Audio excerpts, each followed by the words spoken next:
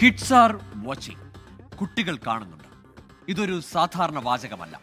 വലിയ അർത്ഥമുള്ള ഒരുപാട് വ്യാഖ്യാനങ്ങളുള്ള ഒരു പ്രയോഗമാണ്. അവർ മുതിർന്നവരെ ശ്രദ്ധിക്കുന്നുണ്ട്. അവർ കണ്ടു പഠിക്കുന്നുണ്ട്. കണ്ട കാര്യങ്ങൾ അവരുടെ സ്വഭാവത്തെ സ്വാധീനിക്കുന്നുണ്ട്. അങ്ങനെ എത്രയോ കാര്യങ്ങൾ. പക്ഷേ അവർ ഉള്ളുനീറി കരയുന്നുണ്ട്. അവരെ മുറിവേൽപ്പിക്കുന്നുണ്ട്. അവരിൽ പക ഉണർത്തുന്നുണ്ട്. ആ പക അവരെ ഒരു കൊലപാതകത്തിന് പ്രേരിപ്പിക്കും വരെയാണ്. So B alert. Kids are watching.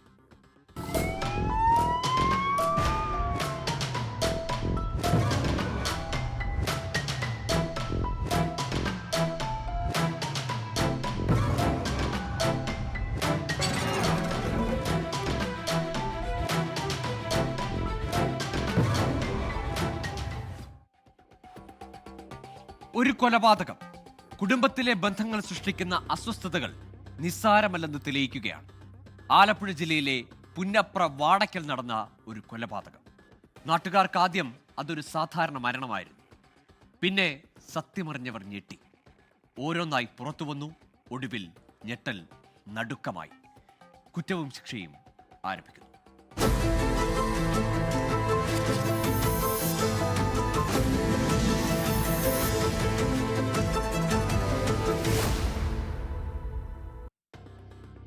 Alappuzha ജില്ലയിലെ പുന്നപ്ര വാടയ്ക്കൽ ആളുകൾ അധികം കടന്നു ചെല്ലാത്ത ഒരു വയൽ പ്രദേശം. സന്ധ്യയായാൽ പിന്നെ അല്പം മദ്യപാനവും സൊറയുമായി ഒത്തുകൂടുന്നവരുടെ ഇടമാണത്. ദിനേശനും അവരിൽ ഒരാളാണ്. അല്പം കൂടുതൽ മദ്യം കഴിക്കുന്ന ഒരാൾ.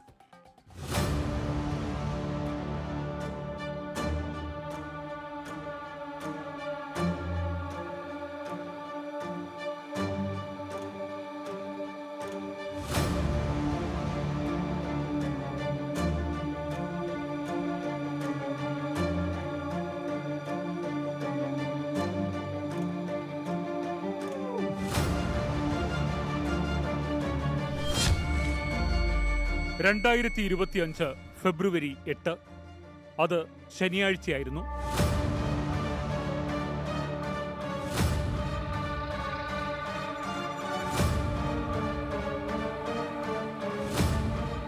വൈകുന്നേരമായിട്ടും പാടത്ത് കിടക്കുന്ന ദിനേശൻ എഴുന്നേൽക്കുന്നില്ല. ദിനേശൻ ഇത് പതിവാണ്.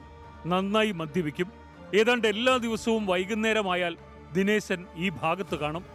എങ്കിലും ഇങ്ങനെ ഇത്ര നീണ്ട ഒരു കിടപ്പ് അത്ര പതിവുള്ളതല്ല.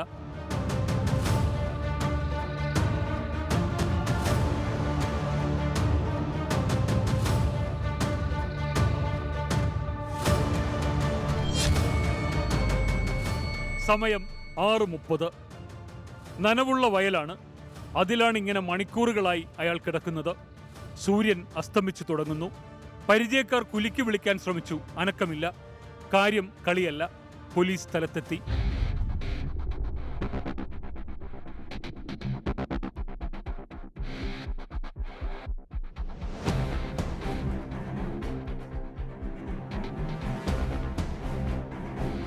പോലീസ് എത്തി പരിശോധിച്ചു. മരണം സംഭവിച്ചിരിക്കുന്നു. സ്ഥലത്തെത്തിയ പ്രദേശവാസികളിൽ നിന്ന് പോലീസ് വിവരങ്ങൾ ശേഖരിച്ചു. മദ്യപിച്ചുള്ള മരണമാകാം.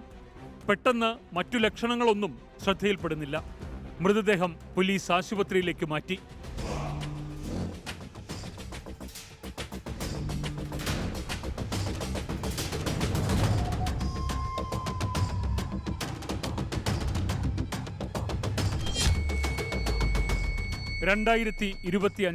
ഫെബ്രുവരി 9 ഞായർ.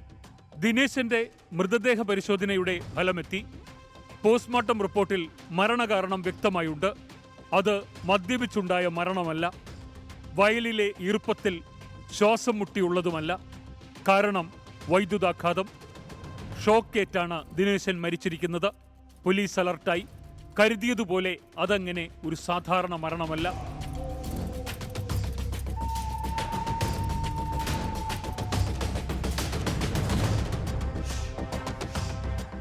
അബദ്ധത്തിലേറ്റ വൈദ്യുതാഘാതമാണോ അതോ അതിലൊരു കൊലപാതക സാധ്യതയുണ്ടോ? പോലീസ് അന്വേഷണം രണ്ടാമത്തെ ചോദ്യത്തിന് ഉത്തരം തേടിയുള്ളതായി. അതൊരു ആസൂത്രിത കൊലപാതകമാണോ?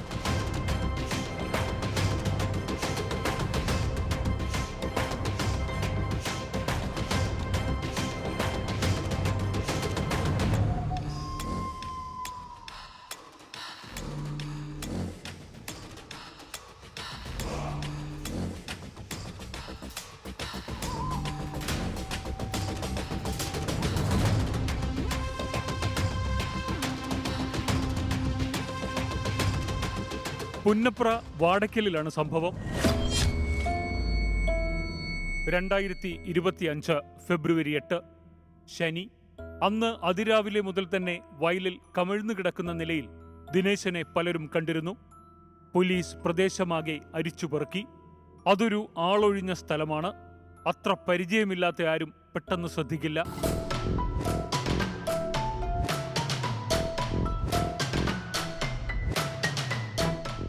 ദിനേശിന്റെ മൃതദേഹം കണ്ടെത്തിയ പ്രദേശത്തോ പരിസരത്തോ ഒരു വൈദ്യുതി ലൈൻ പോലുമില്ല. അതായത് ഒരാൾക്ക് ഷോക്കേൽക്കും വിധം അപകടകരമായ രീതിയിൽ വൈദ്യുത ലൈനുകളില്ല. ഷോക്കേൽക്കാൻ സാധ്യതയുള്ള മറ്റു സാഹചര്യങ്ങളൊന്നും കണ്ടെത്താൻ പോലീസിനായുമില്ല. അതായത് ഷോക്കേറ്റിരിക്കുന്നത് ഇവിടെ വച്ചല്ല. ഇവിടെ നിന്നും വൈദ്യുതാഘാതം ഏറ്റില്ല എങ്കിൽ പിന്നെ മരണം സംഭവിച്ചിരിക്കുന്നതും ഇവിടെ വച്ചല്ല. എങ്കിൽ പിന്നെ ഈ മൃതദേഹം ആരാണ് ഇവിടെ കൊണ്ടിട്ടത്? 2 വർഷമായിട്ട് ഞങ്ങളോടല്ല താമസം. അതുകൊണ്ട് അച്ഛനെ കാണാത്തത് കാര്യങ്ങളൊന്നും നമുക്ക് തിരക്കാത്തക്ക സാഹചര്യമൊന്നുമില്ല. കാരണം പിന്നെ ഇതുപോലെ ആളുകൾ കൂടിയപ്പോഴത്തേക്കും ഞങ്ങളും അങ്ങനെ അറിയുന്നത്. നമ്മളിവിടെ താമസിക്കുന്ന ഒരാളെ കാണാതിരിക്കുമ്പോഴല്ലേ നമ്മൾ തിരക്കേണ്ട കാര്യം ഉണ്ടാകുന്നുള്ളൂ. അതുകൊണ്ട് ഇപ്പോൾ ഇത് ഇത്രയും ആദ്യമൊക്കെ കിടന്നുകൊണ്ട് ഞങ്ങൾ അറിഞ്ഞില്ലെങ്കിൽ അച്ഛനെ കാണുന്നില്ല അതൊരു സംസാരം ഉണ്ടായപ്പോഴും ഞങ്ങൾ തിരക്കാനായിട്ട് മുന്നിൽ നിൽക്കത്തില്ല. കാരണം അച്ഛൻ 2 വർഷത്തോളമായി ഞങ്ങളുമായിട്ട് പിരിഞ്ഞാൽ താമസിക്കുന്നത്.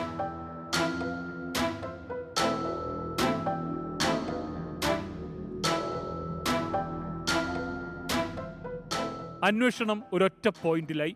അത് കൊലപാതകം തന്നെ. ആരാണ് കൊലപാതകം നടത്തിയത്? ദിനേശനുമായി ഇടപെടുന്നവർ, ശത്രുക്കൾ, പണമിടപാടുള്ളവർ? ആരായിരിക്കും പ്രതി? അതോ ഒന്നിലധികം പ്രതികളോ? അയൽക്കാരുമായി അത്ര നല്ല രസത്തിലല്ല. ദിനേശന്റെ ഒരു സൗഹൃദ ബന്ധമായിരുന്നു പ്രശ്നം. അയൽപ്പക്കത്തെ കിരൺ എന്ന ചെറുപ്പക്കാരനുമായി അതിന്റെ പേരിൽ നിരന്തരം വഴക്കുണ്ടായിരുന്നു. പോലീസ് അന്വേഷണം കിരണിന്റെ വീട്ടിലേക്കുള്ള വഴി തേടി.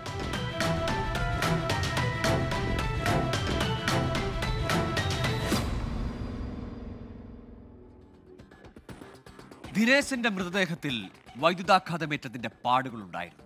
എന്നാൽ മരണത്തിന് കാരണമാകുന്ന മറ്റു ഗുരുതരമായ മുറിവുകളൊന്നും കണ്ടെത്താനായില്ല.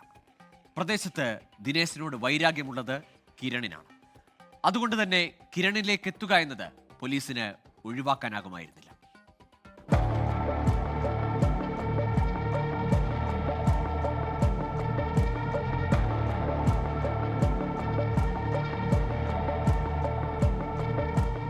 കിരണിന് ദിനേശനോട് എന്താണ് വൈരാഗ്യം? കിരണിന്റെ അമ്മയുടെ സുഹൃത്താണ് ദിനേശൻ. സുഹൃത്തെന്ന് മാത്രം പറഞ്ഞാൽ പോരാ, അതിനുമപ്പുറമുള്ളൊരു അടുപ്പമുണ്ട് ഇരുവർക്കും.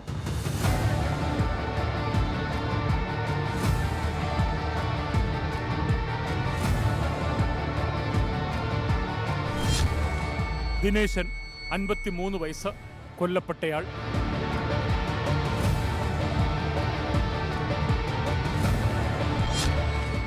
അശ്വമ്മ 51 വയസ്സ്, കിരണിന്റെ അമ്മ. തന്റെ അമ്മയുമായുള്ള ദിനേശന്റെ അടുപ്പത്തിൽ മകൻ കിരണിന് അപമാനമുണ്ടായിരുന്നു. ഇരുവരുടെയും ബന്ധത്തെക്കുറിച്ച് നാട്ടുകാർ അടക്കം പറയുന്നുണ്ട്. ഏറെക്കാലമായി കളിയാക്കലുകൾ ഏൽക്കേണ്ടി വരുന്നുണ്ട് കിരണിന്. വീട്ടിൽ അമ്മയോട് അയാൾ നിരന്തരം ഇതേ ചൊല്ലി വഴക്കായി. വീട്ടിലെ വഴക്ക് പിന്നെ പുറത്തായി. ദിനേശനോട് കിരൺ നേരിട്ട് തന്നെ വിലക്കി.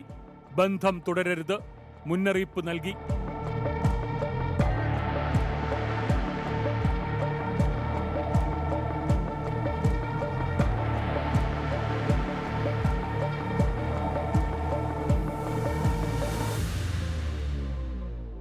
പോലീസിനു മുന്നിൽ ഇത്രയും വിവരങ്ങളുണ്ട്. ചോദ്യങ്ങളോട് ആദ്യം അത്ര സഹകരണമുണ്ടായിരുന്നില്ല. പിന്നെ കിരണിന് പിടിച്ചു നിൽക്കാനായില്ല. അയാൾ സത്യങ്ങൾ ഒന്നൊന്നായി ഏറ്റുപറഞ്ഞു.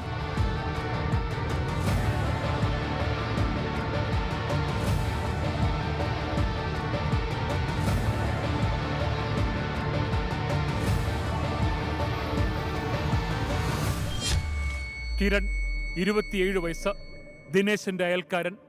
ദിനേശനെ കൊലപ്പെടുത്തിയ കേസിൽ പോലീസ് പിടിയിലായി.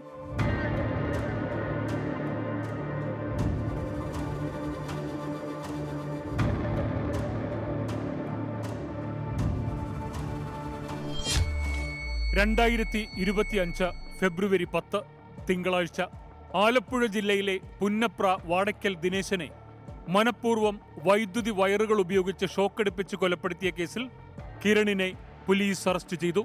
ചോദ്യം ചെയ്യലിൽ കിരണാണ് കൊലപാതകത്തിനു പിന്നിലെന്ന് പോലീസ് കണ്ടെത്തി.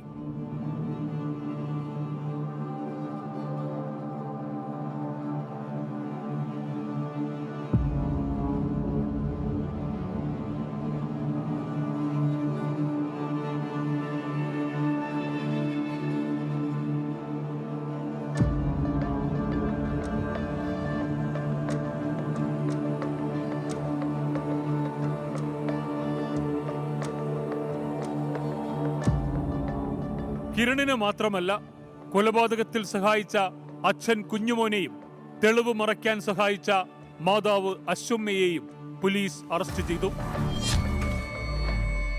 കുഞ്ഞുമോൻ 58 വയസ്സ്, കിരണിന്റെ അച്ഛൻ. ദിനേശിനെ കൊലപ്പെടുത്തിയ കേസിൽ അറസ്റ്റിലായി. പ്രതി അയാളെ ചാലഞ്ച് ചെയ്തിട്ടുണ്ട്. അതായത് റിലേഷൻ അറിയാലോ, നമ്മൾ ഓൾറെഡി മനസ്സിലാക്കിയിരിക്കുന്ന ആ റിലേഷനിൽ ഓൾറെഡി പ്രതി അയാളെ ചാലഞ്ച് ചെയ്തിട്ടുണ്ട്. അന്ന് വൈകുന്നേരം തന്നെയാണ്, ജസ്റ്റ് ബിഫോർ ഡേ അവർ തമ്മിലൊരു ആൾട്ടർക്കേഷൻ ഉണ്ടായിട്ടുണ്ട്. ഫ്രം ഒരു ട്രൂലി സയൻറ്റിഫിക് എക്സാമിനേഷൻ, സയൻറ്റിഫിക് ആയിട്ടുള്ള ഒരു കേസാണ്. കൺസീലിംഗ്, ഈ മർഡർ കൺസീൽ ചെയ്യുന്നത് ഒഫൻസാണ്. അറിയായിരുന്നു, അവർക്കറിയായിരുന്നു, അച്ഛനും അറിയായിരുന്നു. അത് കൺസീൽ ചെയ്തതിനാണ് ഒഫൻസ്.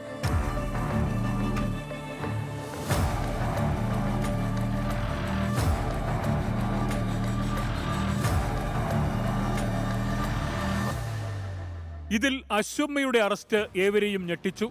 ദിനേശനുമായി അടുപ്പമുണ്ടെന്ന നാട്ടുകാർ കരുതിയ അശ്വമ്മ എന്തിന് സ്വന്തം സുഹൃത്തിനെ കൊല്ലാൻ കൂട്ടുനിൽക്കണം? എന്നാൽ ദിനേശനെ കൊലപ്പെടുത്താനായി ഇവരെല്ലാം ചേർന്ന് മാസങ്ങളായി കെണിയൊരുക്കി വച്ചിരുന്നുവെന്ന് പോലീസ് കണ്ടെത്തി.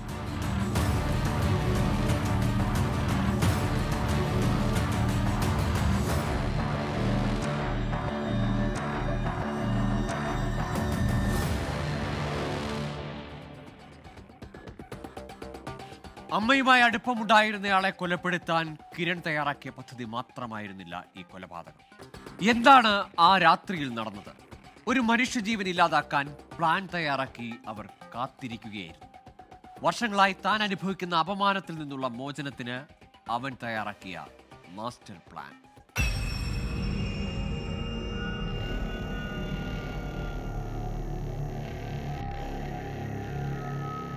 അമ്മയുടെ മൊബൈൽ ഫോണിൽ അവൻ ആ മെസ്സേജ് കണ്ടു. രാത്രി അയാൾ വരും.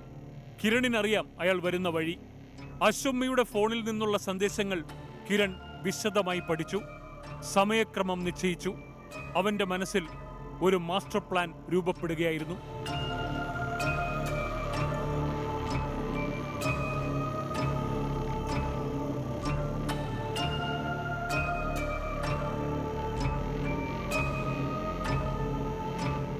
ഒരു വൈദ്യുതി കെണി, ഒരു ഇലക്ട്രിക് ട്രാപ്പ്, അതായിരുന്നു കിരണിന്റെ മനസ്സിൽ.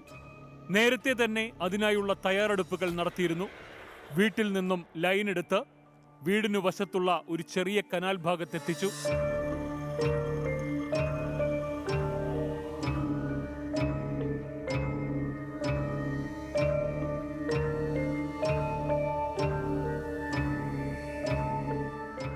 ഒരു കമ്പിയുടെ സഹായത്തോടെ വയർ കനാലിലേക്ക് ഇറക്കി വെച്ചു.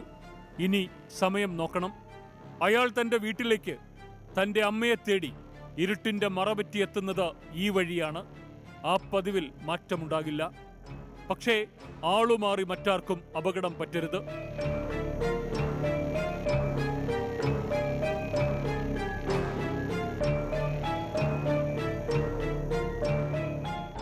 ഇരുട്ടിൽ അവൻ കണ്ണു തുറന്നിരുന്നു. അതാ അയാൾ എത്തുന്നു. വൈദ്യുതി ഓൺ ചെയ്തു. ആ കനാലിലെ ഈറനുള്ള ഭാഗത്തൊക്കെ ഇപ്പോൾ തൊട്ടാൽ പൊള്ളുന്ന ഷോക്കുണ്ട്. ജീവനെടുക്കാൻ പോന്ന വൈദ്യുതി.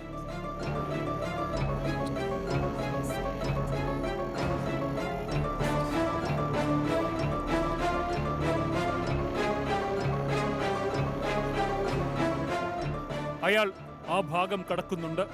ഒരു നിമിഷം അയാൾ പിടയ്ക്കുന്നത് കിരൺ കണ്ടു. അത് സംഭവിച്ചിരിക്കുന്നു. പക്ഷേ ഉറപ്പിക്കണം. കിരൺ ആ ഭാഗത്തേക്ക് നീങ്ങി.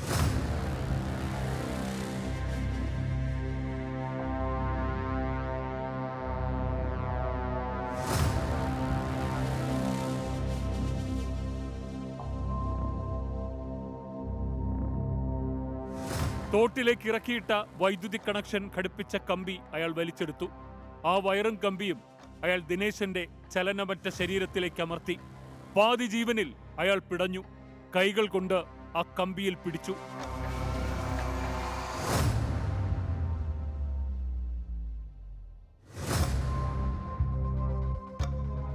ആ ജീവൻ പിടഞ്ഞവസാനിക്കുന്നത് നോക്കി നിൽക്കുമ്പോൾ കിരണിന്റെ മുഖത്ത് ആശ്വാസമായിരുന്നു.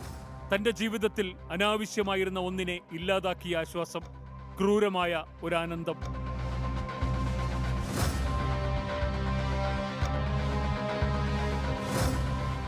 ആ കൊലപാതകം കിരണിന് ഒരു സ്വകാര്യ പ്രതികാരം കൂടിയായിരുന്നു. അമ്മയുടെ അടുപ്പക്കാരനോടുള്ള പകയ്ക്കൊപ്പം സ്വകാര്യമായ പ്രതികാരത്തിന്റെ ലഹരി ചേർന്നൊരു രാത്രി.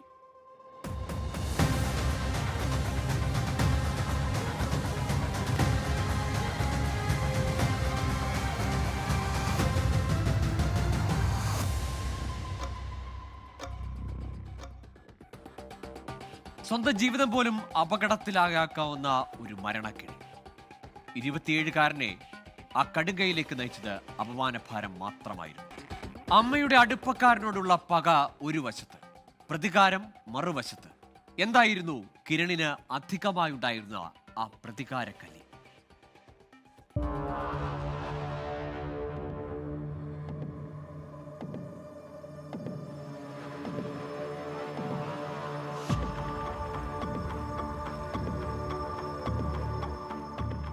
സംഭവം നടക്കുന്നതിനും ഏതാണ്ട് ഒരു മാസം മുൻപാണത്. ഒരു രാത്രിയിൽ വീട്ടിൽ അശ്വമ്മയുടെ ഭർത്താവ് കുഞ്ഞുമോൻ ഇല്ലാതിരുന്നൊരു ദിവസം. അശ്വമ്മയുടെ മുറിയിൽ നിന്നിറങ്ങിയ ദിനേശനെ കിരൺ നേർക്കുനേർ കണ്ടു. കിരൺ തന്റെ കയ്യിൽ കരുതിയിരുന്ന വാക്കത്തി കൊണ്ട് ആഞ്ഞു വീശി. പക്ഷെ ദിനേശൻ അത് തടഞ്ഞു. വെട്ടിയത് കിരൺ, പക്ഷെ പരിക്കേറ്റതും കിരണിന്.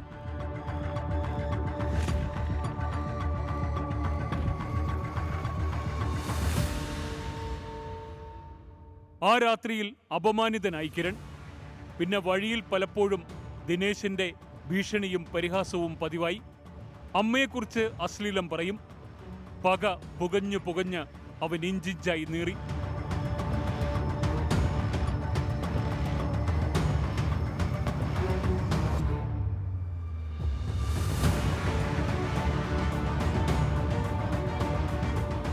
അച്ഛനോടവൻ കാര്യങ്ങൾ ബോധ്യപ്പെടുത്തി. അമ്മയോട് ചോദിച്ച അച്ഛനും ഏൽക്കേണ്ടി വന്നു അപമാനം. പിന്നെ അവർക്ക് മുന്നിൽ മറ്റൊരു മാർഗമുണ്ടായിരുന്നില്ല. ഇലക്ട്രിക് ജോലികളിൽ വൈദഗ്ധ്യമുണ്ടായിരുന്നു കിരണിന്. ആ അറിവ് തന്നെ അയാൾ ആയുധമാക്കി.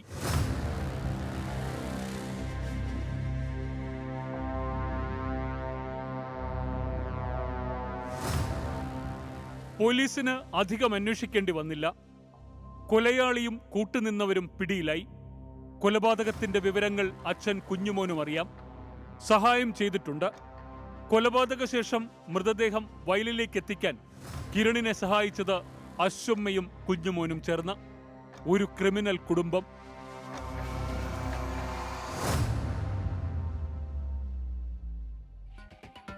അപാരമായ ക്രിമിനൽ ബുദ്ധി.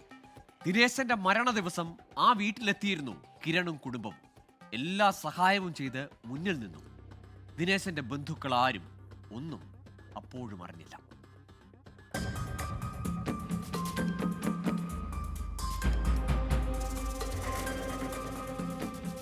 തന്റെ അച്ഛന്റെ മരണാനന്തര ചടങ്ങിന് കിരണും അവന്റെ അമ്മയും അച്ഛനും വന്നിരുന്നുവെന്നും എല്ലാ കാര്യത്തിനും കൂടെ ഉണ്ടായിരുന്നുവെന്നും ദിനേശന്റെ മകൾ പറയുന്നു. അപ്പോഴൊന്നും ആ വീട്ടുകാർക്ക് ഒട്ടും സംശയം തോന്നിയില്ല.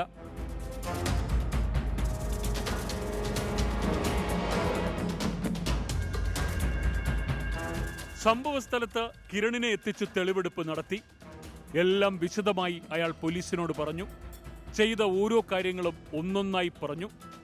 അന്വേഷണം പൂർത്തിയായ കേസ് ഇനി കോടതിയിലേക്കെത്തും. അവിടെ തെളിവുകൾ ഇഴകീറും. മകന്റെ പ്രതികാരം, അമ്മയുടെ പ്രണയം, അച്ഛന്റെ അപമാനം. ഒന്നിനും കോടതിയുടെ നിയമത്തിന്റെ മനസാക്ഷിക്ക് മുന്നിൽ വൈകാരിക ഇടമില്ല.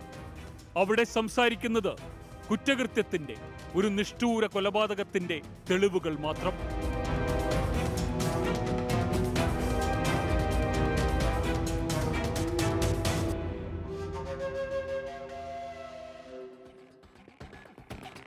ന്യായമില്ല. ഒരു കൊലപാതകത്തിനും എന്തിന്റെ പേരിലും ന്യായീകരണമില്ല. വധശിക്ഷയും പോലീസ് ആക്ഷൻ പോലെയുള്ള ഭരണകൂട കൊലപാതകങ്ങളും ഒക്കെ എതിർക്കപ്പെടുകയാണ് എന്നും. അത് ഈ കാലഘട്ടത്തിന്റെ ഒരു നന്മ കൂടിയാണ്. പക്ഷേ ഒന്നുകൂടി ആവർത്തിക്കുന്നു, കിഡ്സ് ആർ വാച്ചിങ്. കുട്ടികൾ കാണുന്നുണ്ട്. ആലപ്പുഴയിലേത് ആ അമ്മയുടെ കൈപ്പിഴ കൊണ്ട് മാത്രം സൃഷ്ടിക്കപ്പെട്ട കൊലപാതകമാണ് എന്ന് ചുരുക്കം. ലോകത്തെവിടെയായാലും ഏത് സമയത്തും 24 വാർത്തകളും ഓഗ്മെന്റഡ് റിയാലിറ്റി പാക്കേജുകളും എക്സ്പ്ലെയിനറുകളും വിശദമായി കാണാൻ ഞങ്ങളുടെ യൂട്യൂബ് ചാനൽ നിങ്ങൾക്ക് സബ്സ്ക്രൈബ് ചെയ്യാം.